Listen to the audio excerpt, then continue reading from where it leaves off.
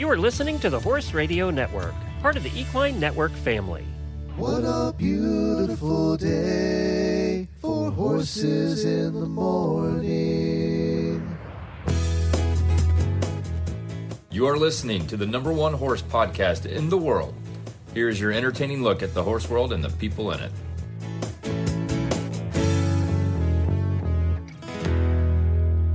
Well, good Wednesday morning. I am Glenn the Geek from Ocala, Florida.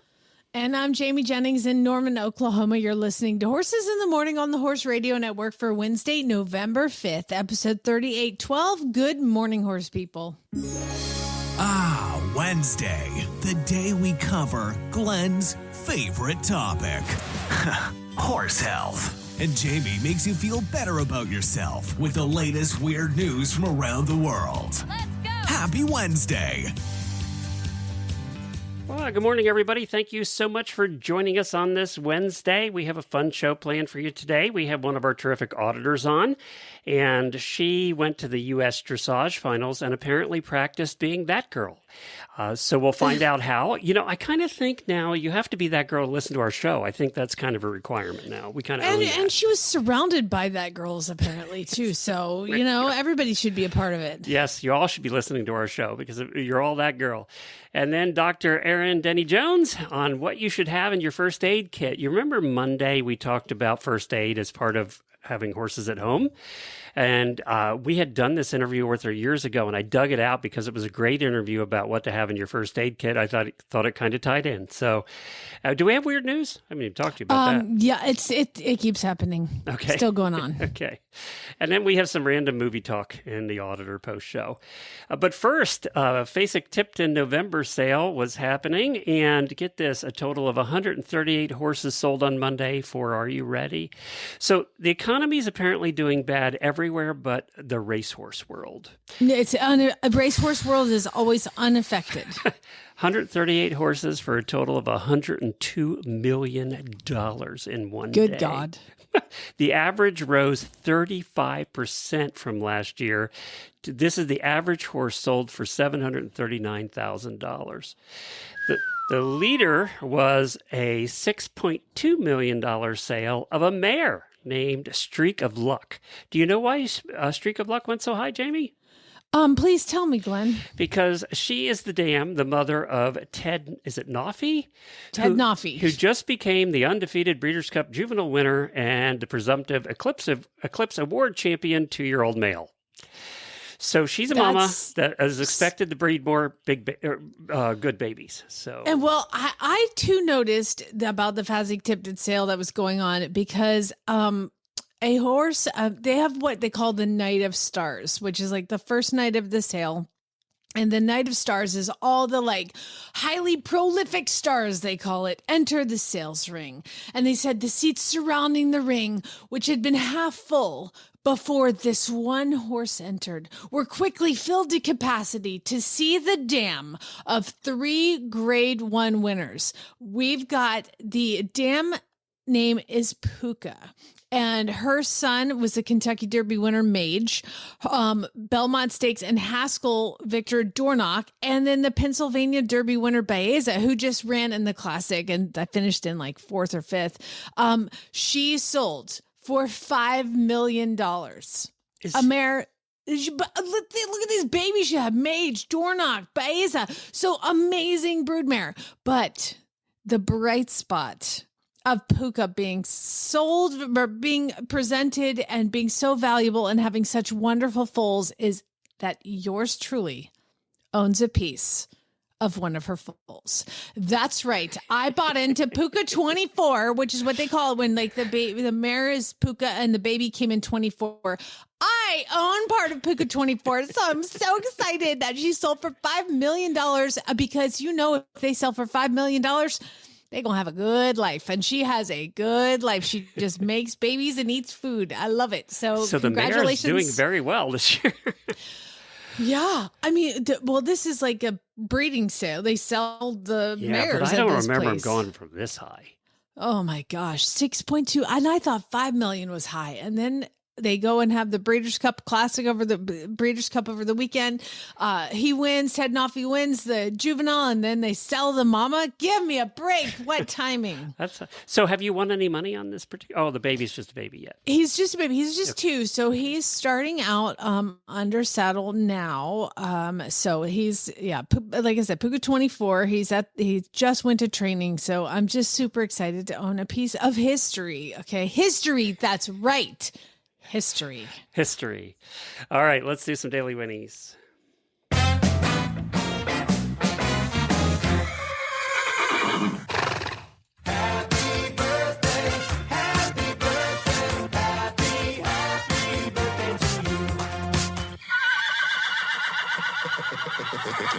We have several auditor birthdays today. Lynn Bishop, Lindsay Roush, Sarah Wrights, Serenity Lemons, and Marge Klenner. Happy birthday to all of you.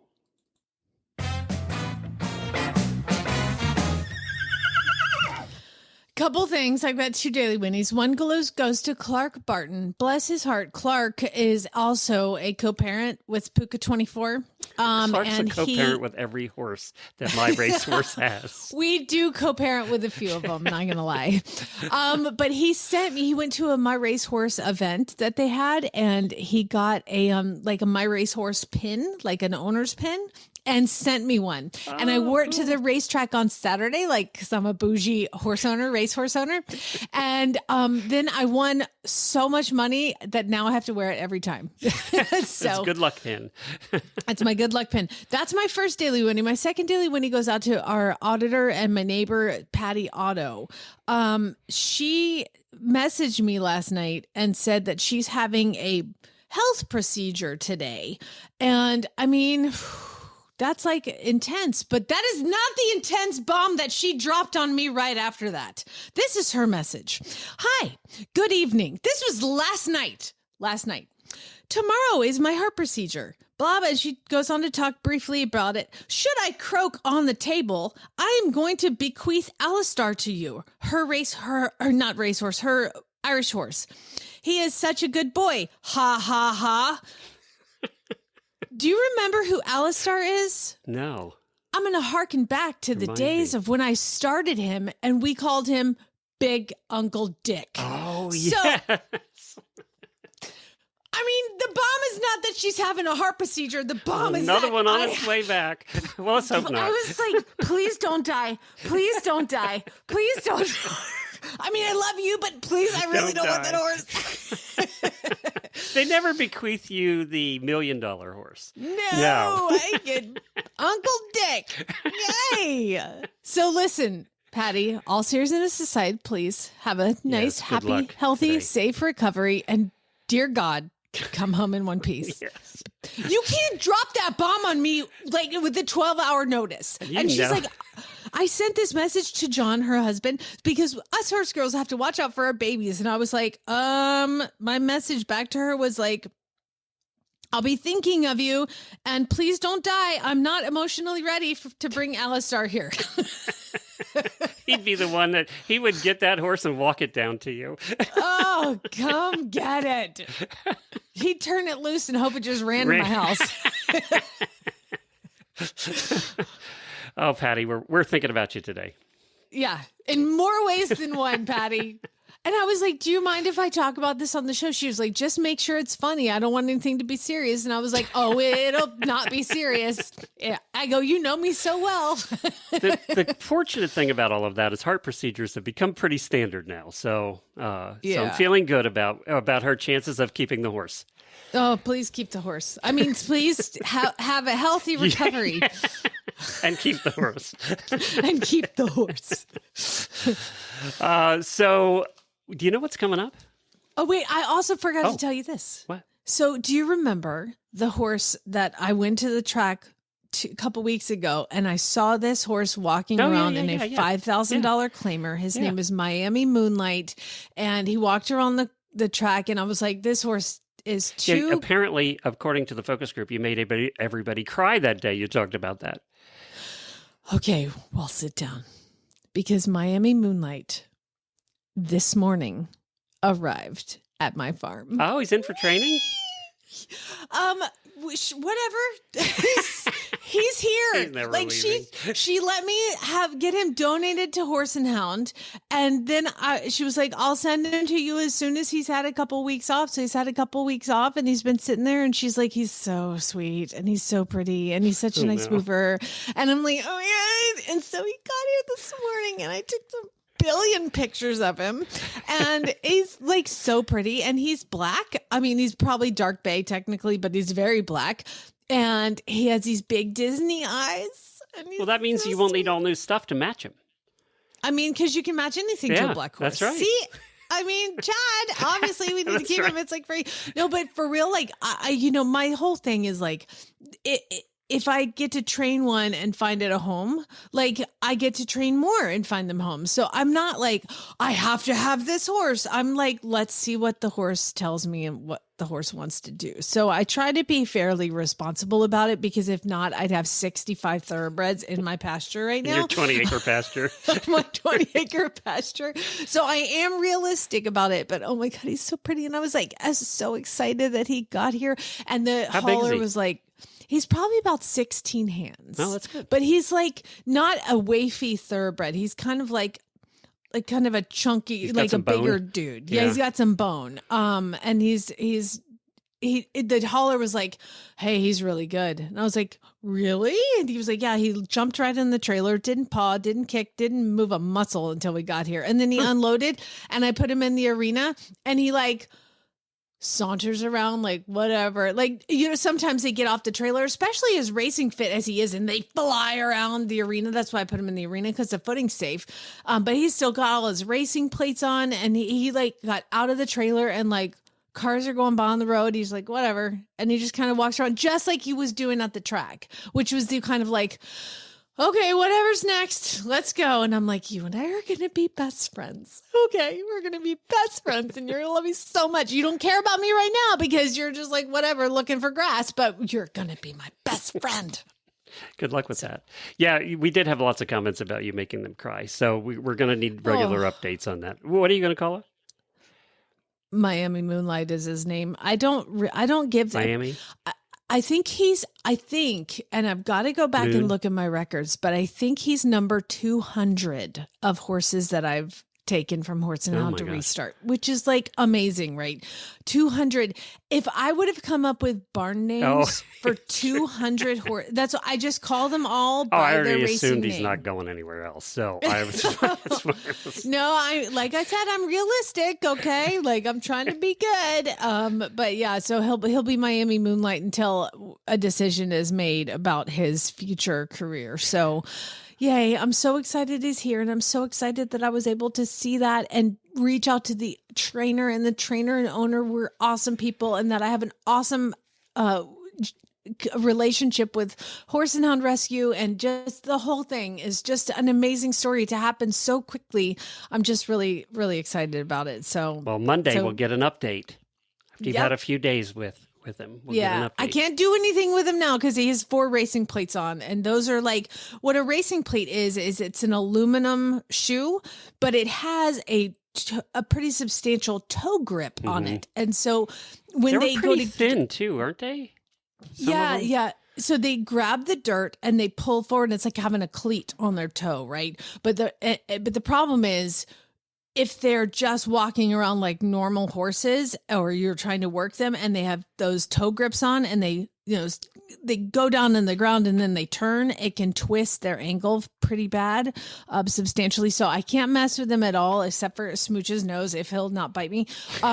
Until then, I don't know if he'll bite me or not. I don't know, but he might. But, so I'm just going to practice kissing his nose, and then I'll keep you guys posted. Sounds good.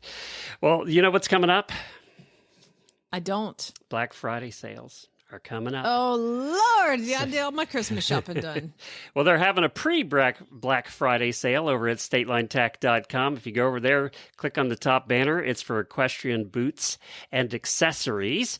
And I'm talking Western boots, English boots, paddock boots, winter boots, all the boots. There's 2,200 boots on sale right now over there. And they are anything from 45% off, 20% off, 15% off, just all all over the place. There's some of the ones that are at the higher percentages off have limited sizes, so you're going to want to go check that out quickly. What do you use for winter boots? Like on my own feet? Yeah, do you use the tall ones? Any of the tall ones? Yeah, I use the tall ones I've got two. I've got the Haymaker, like serious, legit ones that's for like hella weather. Yeah. And then I wear winter riding pants all year, all winter. And they're really thick, so you can't wear proper boots with them. So I use like the tall Dublin boots, and I actually need a new pair. So what is it? Statelinetac.com? Then you're probably looking at the Dublin ladies river boots. Yes. They're with stripes on them. Yes. They're 110 right now. Down from 199. It's like they're free. Yeah, I'm trying to see. Now, they're very limited sizes on that price, but you might want to check out all the options over there right now at statelinetac.com. And don't forget that we have a coupon code. It's HRN for Horse Radio Network, HRN, at checkout. Just put it in at checkout. Some products are not eligible for the additional discount due to manufacturer restrictions, but they're noted in your shopping cart. So just put stuff in your put stuff in your shopping cart and put HRN in there, and it'll show you what's on additional discount because of the coupon code. You just try it every time you buy something there. Yeah. Hey, I've got some updated news. Are you ready? Yep. I just got a text from John Otto. Uh-oh. He says, "Hi." Patty says, "You're off the hook with Alistar. She's doing well and asking when she can ride again." Woo! Yay, good for Patty. How amazing. I just got that text right now. Yay for Patty. I mean, good for her. Patty, I'm so happy that you're okay. Yes. First things first. Yes. Amazing. We're glad you're going to Wonderful. be fine and riding again. Yes. Yes.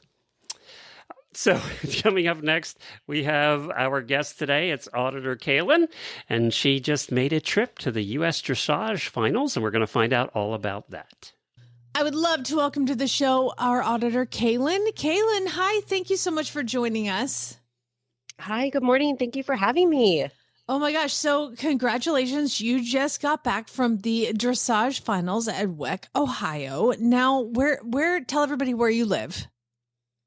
I live in southeast Iowa, very rural area of the state. People ride dressage there? Wow. In a Western saddle with the cowboy do. hat? Or... I do. I'm one of very few. Yes. You're the state champion for sure, I'm sure. That's how I get to be state champ. I'm the only one. Yes. So what's the trip like to Ohio from you, and how did you where are the competitions where you are to qualify? Yeah. So literally the road to finals, we just hopped on 74, and WEC is right outside of Cincinnati. So it was like a 9-hour trailer ride. That's not too bad. And then, yeah, not too bad. We go to Florida every year, so it was much less than that. But then the figurative trail to finals, there are some shows here. We have in Des Moines and Iowa City. And then our regional championships are in St. Louis, which is only 2 or 3 hours away from me. So that's not too bad. So you trailer to do dressage. Wow. That's commitment A right lot there. of trailering. I know. I'm one of those weird, perfectionist types that just love the art of it. So yeah, well, that you have to be a perfectionist to succeed in dressage. Now, you posted a picture of you and this very handsome bay gelding that I want to talk about. But before I get on the gelding, who is the dude holding the horse? Okay, this is why I asked Kaelin yesterday, can I post a picture of you and your husband because Jamie's going to comment on him. And I think you thought I meant the horse, but not the horse. no, I knew what you meant. Sorry, I'm so predictable. It's embarrassing. Yes, that's my wonderful husband, John, who we have been together since high school. And he knew very early on that I was a horse girl to the utmost. So he's been with me through it all. And he has a background in horses too. So he's very handy to have with me on the road at all these shows. Well, number one, tell John I said hi. Number two, I will. tell us about your horse. Yeah, my precious baby William is his name, as he's known in the barn. He's a 8-year-old Dutch harness horse. I got him when he was just a baby, like 3-year-old, barely started. So I'm pretty proud to say that I've done most of the training along with my, getting coaching help from my instructor. And he's just a darling. He's so good at home and easy to be around. He's actually Amish bred. I got him before he started the buggy life. But I'm so proud of him, and I just love him to pieces. Like, absolutely love him. So he's really special. Well, you mentioned in your post that you did have a few that girl moments. And for those who don't know, that girl is when everybody's staring at you and they're like, oh, it's that girl. Just know what that girl means in your soul. So I feel like I don't have to explain it anymore, but I would like to know, did William or your dear sweet husband cause you to be that girl, or was it just all you? I would say it was mostly William, unfortunately. His brain blew up a little bit at the WEC, Ohio. It's all inside. So every riding arena is inside, and we usually do well with indoors. But he just couldn't get past the elaborate fall decorations, and the warm-up ring when we were able to school in our show ring was chaos. I mean, there was probably 30 other people in there trying to school their, high-strung dressage horses alongside with me. And William just couldn't get past the fall decorations to the point where he was backing up into them and stomping them, trying to tear the wall down. He doesn't like mums, huh? Yeah, mums and pumpkins. My goodness. I mean, we live in Iowa, so you would think that he'd be used to the corn stalks. We have them right behind our house, but I had to pull the emergency exit twice to get him through that schooling. And it wasn't just me. Everybody's horses were being completely wild. It was a rodeo in there. All of us trying to get used to the show ring before our championship class. But yeah, it's something I'll never forget, how wild he was, because I usually have to save a little bit of his energy for shows. So he has a little extra oomph in the show ring, but definitely needed to expend all of his energy before championships last weekend. They're like, why is that lady wearing a corn stalk on her head and a pumpkin on the horse's foot? I don't know. Yeah, on the foot. Literally, he left a hoof mark on one of the pumpkins. So he left his mark at finals. I'm so proud. Well, what is next for you and William? Well, we're going to take some downtime now, of course, maybe enjoy some hacks out in the field now that the crops are down, and we'll be headed to Florida, Wellington, for the winter, leave in January. So we have a few weeks at home to enjoy, and then get ready for that next big trailering adventure. I am thinking about you going from Iowa to Wellington, and the juxtaposition of that. Yes. You couldn't be in two more different places in this country. I know. And like rural Iowa, where, very rural, just very rural. Does hubby go along, or you go down on your own? He helps me drive down there. And then he's an engineer for John Deere. He's a field test engineer. So they actually have balers down there that he can work in the field down there with the test machines that he's working on. So he can go down there, work for a week, fly home, and then he'll come back and pick me up. Wait a minute. I got to stop you there. Your horse husband has every guy's dream job. He gets to play with equipment to quote unquote attest them. Yes, that's right. Yeah. Hay balers. So he, gets to drive tractors and do all that fun stuff for That's like every guy's of his job. Dream job. Yeah. Yeah. He's a job. He's definitely loves his tractor driving. Yes. And I'm happy to let him do it. Yeah, that's fantastic. Well, we're super excited for you to head down to Florida and have a successful show season. What an awesome husband you have that's so supportive and wonderful. I love everything about it. And please give William a smooch on the nose for us. I will. I'll be sure to give him extra sugar cubes today. Well, after we talked about first aid on Monday, I thought it would be great if we revisited an interview we did years and years ago with Dr. Erin Denney-Jones from down here near me. And she's a great vet, and she is so fun to have on the show. We're going to have her back here soon. But she did a segment on what you should have in your first aid kit. And we were talking about the fact that you and Jennifer have these huge boxes of first aid stuff. But what do you really need? And she's going to answer that now. I need everything I have, Glenn. Good morning, Dr. Jones. It's Jamie and Glenn. You're on the air. How the heck are you? I'm doing wonderful. How are you guys doing? Great. We're so happy to have you on. And we were just reminiscing about how long it's been since you've put up with us, probably, about 10 years. So, I mean, that's amazing. I enjoy it. Fantastic. Well, we are going to talk today a little bit about, I like how we're kind of getting back to the basics here because we've picked your brain about everything. I want to get to like the bottom of like the easiest stuff that we can do medically as horse owners to make your job easier. And what we're going to talk about today is first aid items that every horse owner should have on hand and know how to use. So take us through the list. I'm getting a pen and I'm going to write it all down. Well, make it easier. I do have a list on my website that might make it easier for you. That way, tell our clients to download or take a look at and fill their box.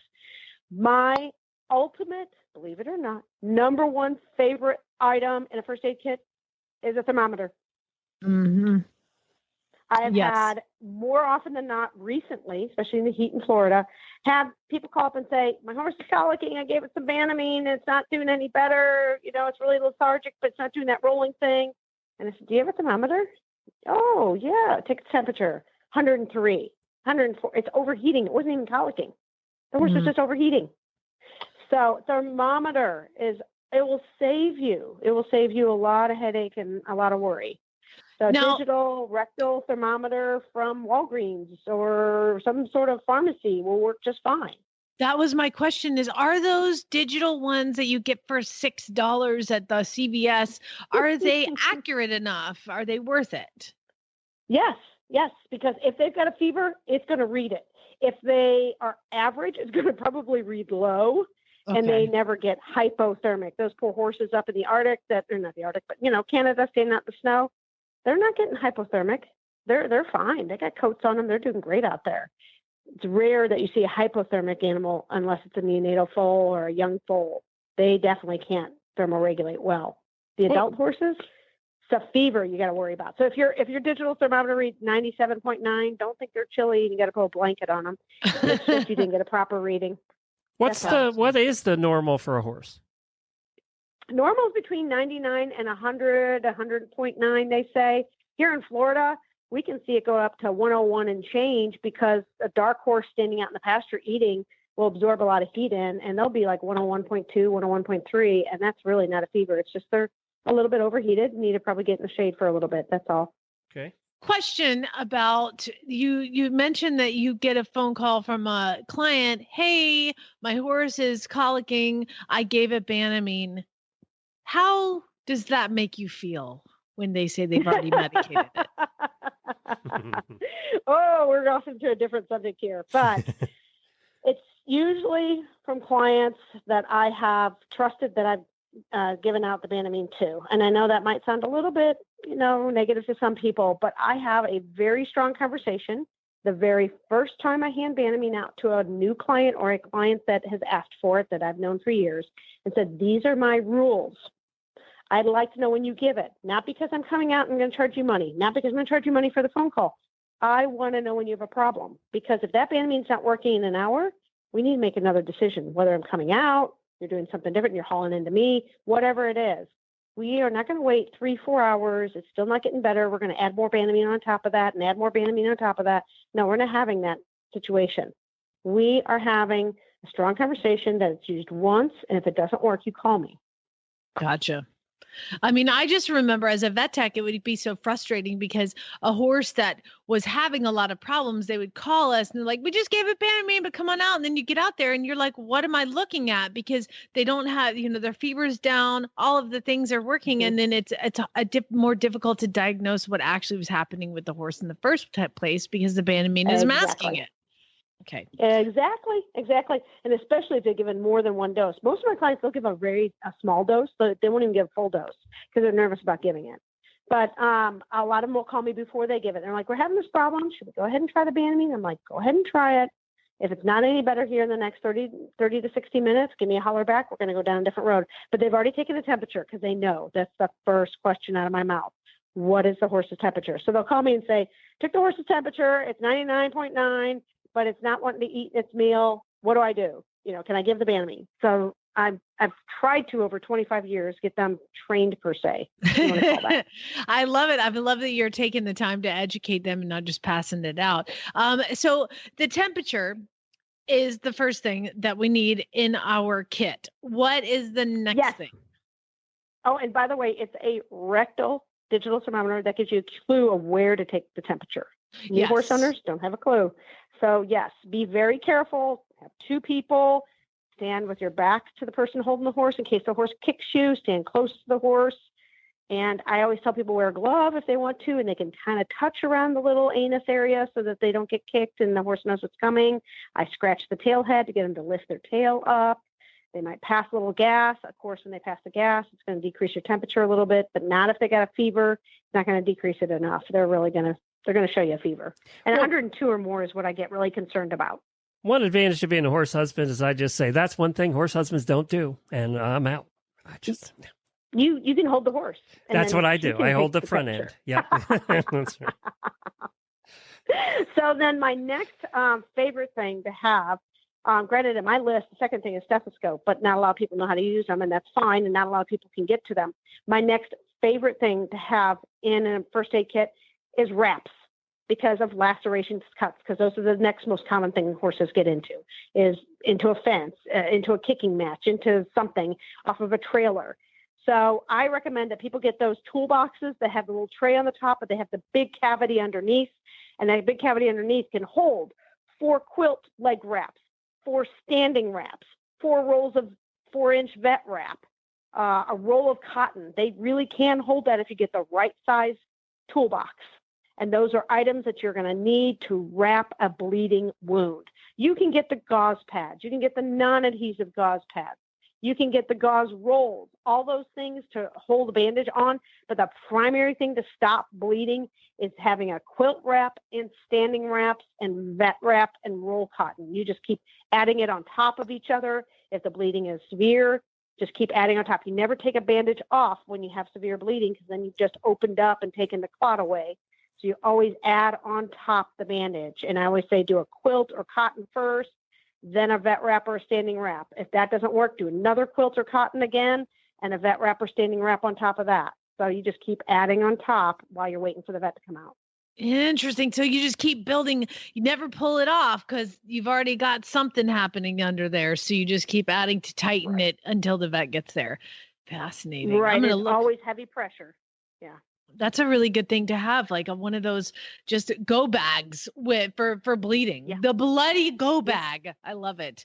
Okay. Yeah. What else is there?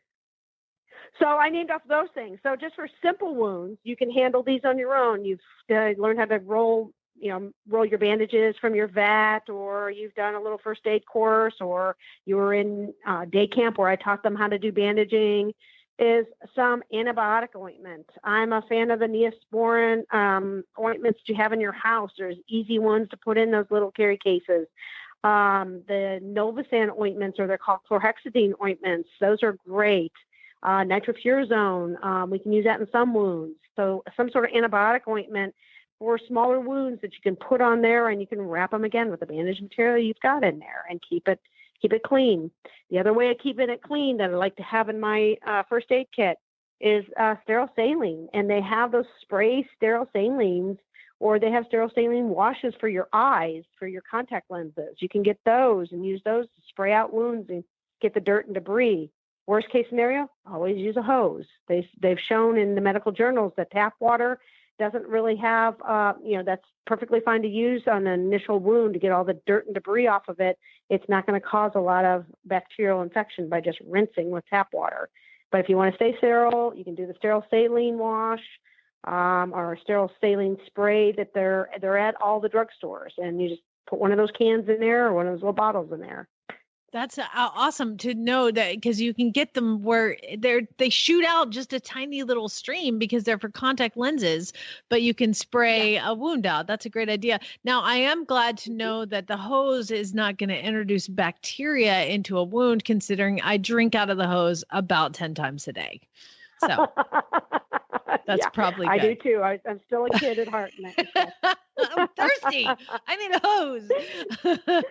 Well, some people would be worried it's over a joint, and if they're all concerned, they don't want to put a hose on it. Those sterile saline eye washes and sterile saline sprays are perfect for those areas. All right, good. Okay, we've got that. Now, anything else that we need to have? Yeah. But I do love having a bacterial stethoscope. Solution. Okay. The stethoscope is good to have, but let's get to finish on the wounds and say the antibacterial solutions, like I think they're called Povidone, and you'll see on the blue bottles and Walgreens and CVS and Rite Aid and all those other ones, and Betadine or even chlorhexidine. And I don't like to use them straight. I always dilute them out in the sterile salines, or you can just dilute them in a water bottle. Take a sip out of your little, pint water bottle. Take a quick sip out of there, put a little bit in there, make a weak tea look with the betadine or a sky blue color with the chlorhexidine. And that's enough of a disinfectant. You do not have to use it straight. In fact, it can be cytotoxic, meaning killing cells if you use it straight. So dilute it out and use that to clean the wounds out as well. And the vet will be thrilled you did that before they got there. Mm-hmm. Absolutely. God, I got a shopping list. You're making me a nervous wreck. And then, of course, I threw on there diapers. Like people like to do the diapers for the hoof wrap. I like cotton a little better, but diapers are easy to have. You can use the little white tape bandage or elasticon, 4-inch elasticon. Those are great extras to have. But the primary things I have listed at the very top, basically 1 through 12. I did add duct tape in as my number 13 item. It's great for like the hoof to put something on the toe area. I can't keep it in my truck. It gums up so bad. So that's something I'd have to keep in my house or in the refrigerator because I just can't use it. But it's good to have around and on hand for that. And then I've had, and this does not fit into your toolkit, but I have tools to pull shoes. How many times do you get a horse that steps off the trailer, clips itself, pulls a shoe up, steps down right on the clip? That happens at almost every horse show. And if you had your own tools to just pull that shoe off, you could soak that foot and probably carry on without a shoe at that show, unless they had the farrier there. So, there's just, before you get out to go for a trail ride, pull it off and then carry on. Mm-hmm. Yeah. and because those shoes that are hanging halfway off can be pretty damaging if they're, leaning towards the inside of the horse's, the medial side of the horse's leg. So just, that is a good thing to have for sure. Yeah. And then the last thing I have is prescription meds, and that I leave up to you and your veterinarian. And I believe that an eye ointment, bar none, should definitely be in your toolbox, as well as bute. But it's up to your vet about Banamine, penicillin, sulfa, SMZ tabs, whatever. That's between you and your veterinarian and a relationship you have with your veterinarian. But I think an eye ointment like the terramycin you can get over the counter or a triple antibiotic you get from your vet, I don't see any worry about dispensing those out. Yeah. No steroid in it, just the 3 antibiotics, and then a non-steroidal like a bute. Gotcha. Fantastic. Well, I was just looking through your website, floridaequine.com, and there is a whole section called client forms. And it's, things from colic checklist, broodmare nutrition, hurricane preparedness, general care of your horse, timeline for the first 24 hours after birth, a newborn full care. This is such a great educational website. Again, you guys, it's floridaequine.com. You can read all of these things. Well, before we get to weird news, I wanted to remind everybody about Jamie and I's storefront over there at Amazon. Some of you have been using it. Thank you very much for that. We appreciate it. I'll put a link in the show notes, and we have all of the things that we've recommended over the last year that are not horsey. We're not allowed to put horsey stuff in there, but the non-horsey stuff, you use around the farm or whatever, cooking stuff, car stuff, things like that. Personal Sleep stuff. aids, yeah. personal items. Yes. So we have been putting those in there. And even if you aren't buying one of those things, if you just click on our link and then go shop, we get a little bit of kickback for it. And it doesn't cost you any extra. And guess what I forgot the other day is to click on our own link when I bought something at Amazon. No. I gotta get better at that. So we understand if you've forgotten, but I'm here to remind you. The other thing is we got our first entry in for holiday week for the voicemails. And Kim sent her entry in. It was a poem. And it might include us. So thank you, Kim, for being the first one to enter. Remember, you need to get all your entries in, your poems and songs by November the 21st. I'll put the link to submit your voicemails in the show notes as well. And we do have a voicemail button on the website. Just go to horseradionetwork.com. It's right there on the right. Click on it and just click the little button, start talking. It comes magically to us. So either that or you can record it on your phone, on your memo recorder or whatever on your phone and send us the sound file. I'll put a link to that, to the form where you can do that. So we would appreciate getting your entries in by November the 21st. We have to have time to get them ready for the shows. And we should we announce what our guests are? We'll tease that. We're going to announce that next week. Just so you know, I went to that Amazon page that we have, and I was like, let me look at the Dublin River boots on there, the exact same ones that I'm looking at, and on State Line Tack, the Dublin River boots were $110, and I was like, I feel like it could be cheaper. Let's check it out. $184 on Amazon. There you go. State Line Tag it is. There you go. No offense, Amazon. Sorry. So I'm putting those links in the show notes for every episode we do, so you can find them right there. And now it's time to get weird. Time to learn why some days you're embarrassed to be part of the human race. In Jamie's Weird News. That's right. It's that time of the week where we read weird news from all over the world, and y'all sent it to me. So if you're ever looking through the news and you're like, that is so weird, email it to weirdnews@horseradionetwork.com. Just like Janelle, Lorraine, Shelley, Carrie, Christy, Matt, Shannon, and Michelle all did. Now, I did found one, and this is just a sad note. I don't have to do the whole story. I just wanted to let you know that those of you in Missouri, you're losing a piece of the Missouri history because, unfortunately, it's closing down. Missouri's Hair Museum is closing down. That's a museum of people's hair. Oh, yeah. It's the Hair Museum. I wonder why it didn't make it. For 30 years, this hair art collection in Kansas City, I don't know. Apparently, it includes the hair of heavy metal legend Ozzy Osbourne. But unfortunately, the owner passed away and her daughters did not decide to keep it going. They didn't have the same passion. There are 3,000 pieces of hair. They didn't have the same passion for hair that she did, apparently. I'd rather get sadly, Patty's horseback than that. Congratulations! You have been bequeathed in your will 3,000 chunks of hair. In a museum that makes no money. That'd be my luck. I'd inherit something. Imagine? That'd be it. That'd be it. That's the one. All right. So first off, we're going to start in Orlando, Florida, because this is big news because this is an injury that happened to a person at SeaWorld. There was a complaint filed on Monday because back on March 24th, a woman named Hillary Martin visited SeaWorld, and she was riding the Mako roller coaster, which is a beautiful like roller coaster above a pond.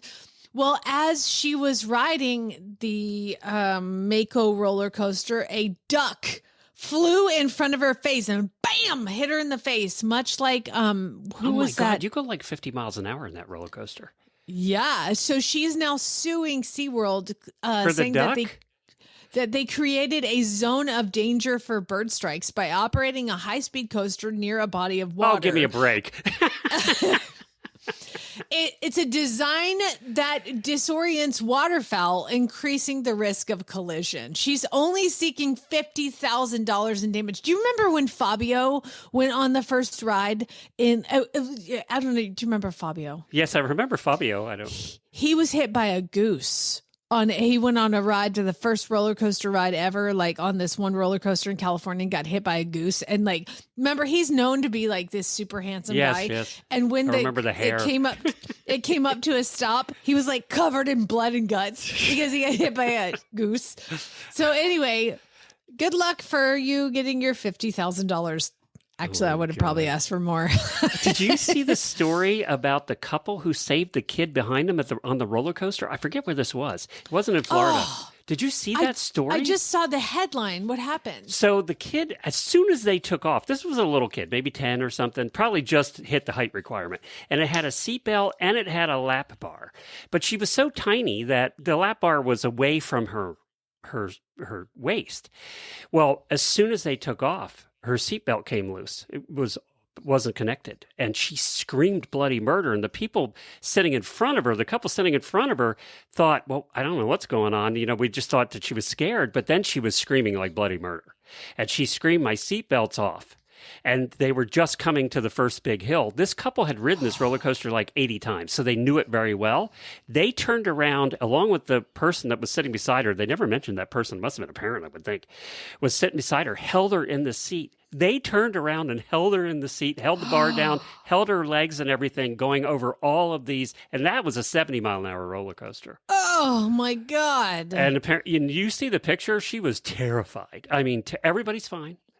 And then, because of all of this that happened, they got separated from her immediately after the ride, never got to talk to her. Oh, But they saved her because she would have been flying out because the bar was so far from her waist.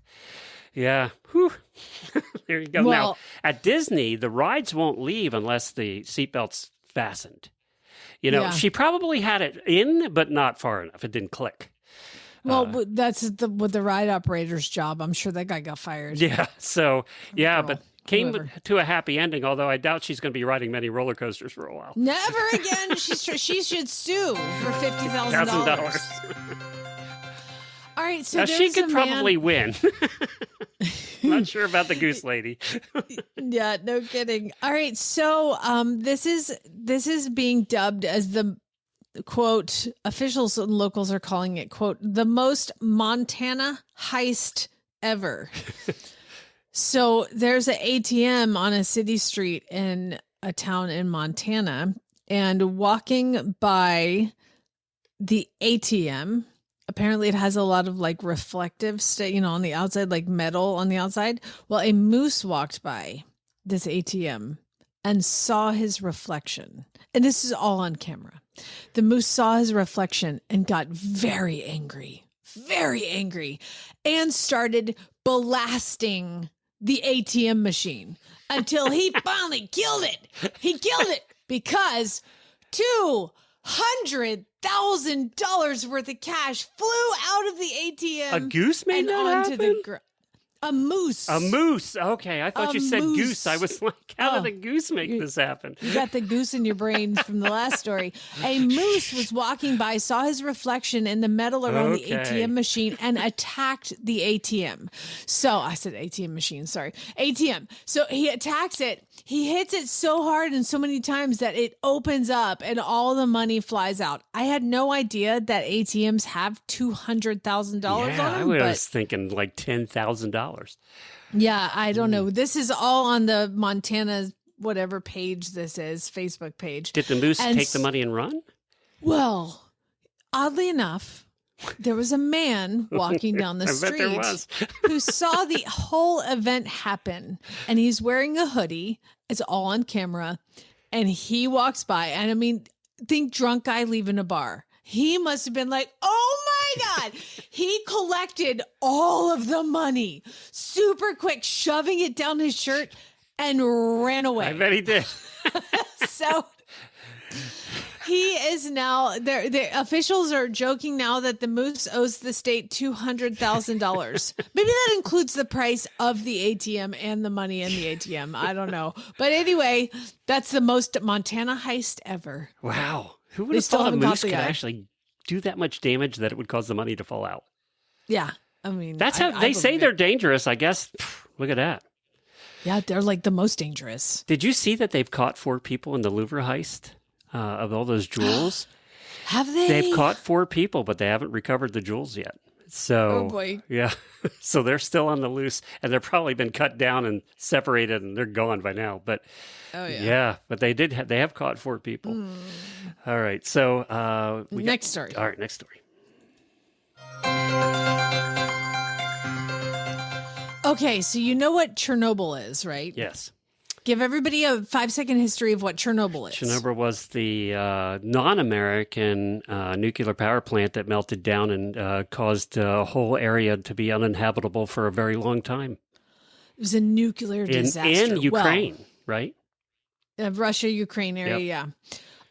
So I'm no history person, so everybody's probably yelling at me. But And now there they have are super big dogs and cats.